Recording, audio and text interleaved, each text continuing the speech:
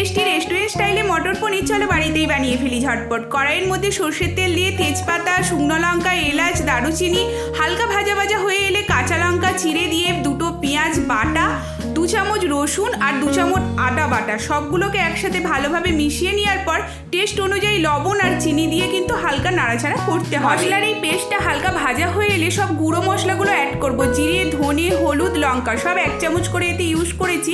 গুঁড়ো মশলাগুলো পেস্টটার সাথে ভালো করে মিশিয়ে নেওয়ার পর এখানে আমি ফ্রোজেন মটর ইউজ করেছি 200 গ্রাম।